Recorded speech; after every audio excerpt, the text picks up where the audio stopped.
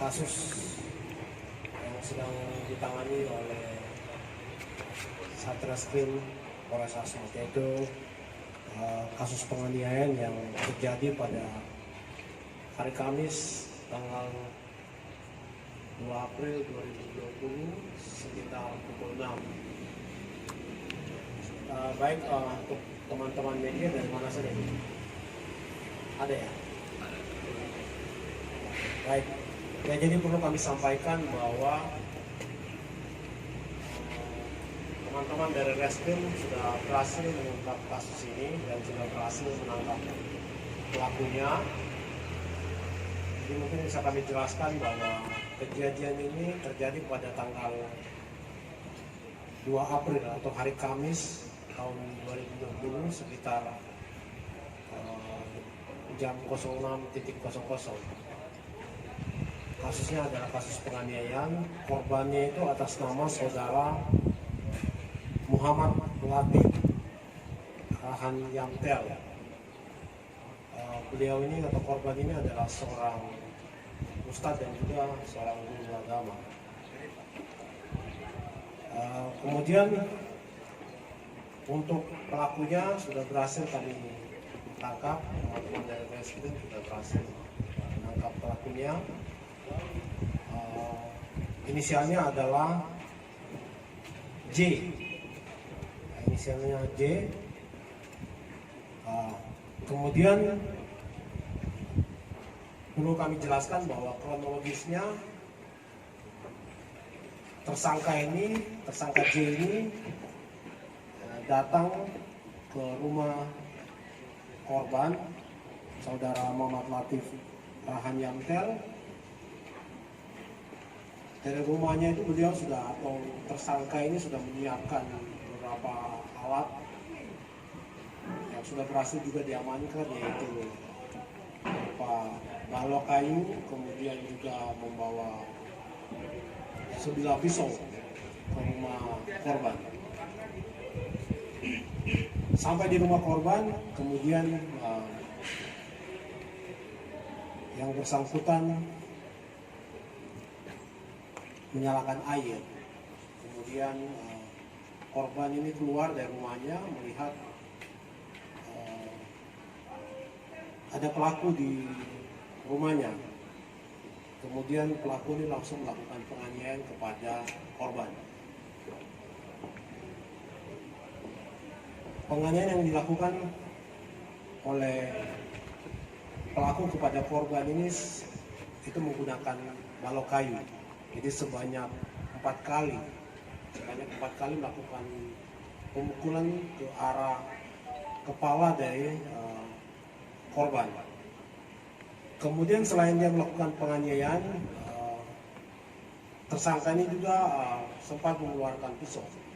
Jadi sempat mengeluarkan pisau, tapi dia hanya mengancam saja kepada pelaku dengan menggunakan pisau.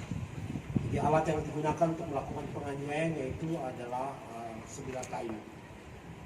Tetapi pisau ini juga dibawa oleh pelaku dari rumahnya.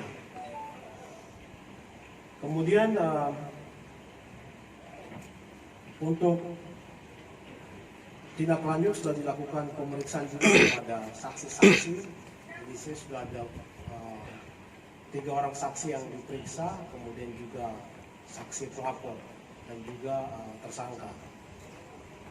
Dan dari hasil pemeriksaan, terutama kepada tersangka saudara J ini, yang bersangkutan sudah mengaku bahwa dialah yang melakukan penganiayaan kepada korban ini, saudara Latif ini. Jadi rekan-rekan sekalian, untuk motif sementara yang baru didapatkan dari hasil penyidikan dari teman-teman penyidik, motifnya ini adalah menyangkut masalah motif ekonomi lah. Maksudnya yang bersangkutan ini, pelaku ini yang datang meminjam uang kepada korban, tetapi korban ini saudara Latif tidak memberikan uang kepada tersangka. Kemudian mungkin ada bahasa-bahasa atau ucapan yang dikeluarkan oleh korban kepada pelaku sehingga menimbulkan rasa sakit hati di pelaku, sehingga pelaku merencanakan untuk melakukan penganiayaan kepada korban. Jadi itu motifnya. Jadi motifnya hanya motif ekonomi saja, menyangkut masalah pinjam meminjam uang.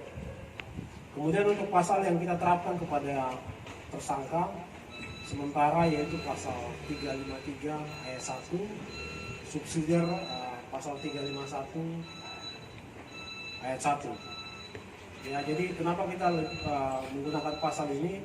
Karena sebelum melakukan penganiayaan ini sesuai dengan pasal 353, tersangka ini melakukan perencanaan terlebih dahulu. Ya, ini bisa dibuktikan dengan alat-alat yang dibawa atau barang bukti yang sekarang sudah ada.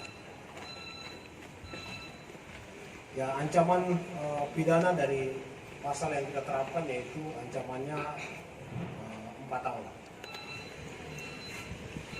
Kemudian untuk proses lanjut yang bersangkutan segera untuk dilakukan proses penyidikan pemeriksaan sampai dengan selesai, kemudian diajukan ke jaksa penuntut umum untuk melakukan proses-proses selanjutnya.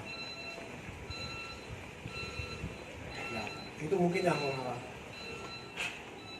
bisa kita jelaskan secara singkat untuk kasus penganiayaan yang hari ini bisa kita press release kepada teman-teman media. Kemudian di sini juga sudah ada beberapa barang bukti.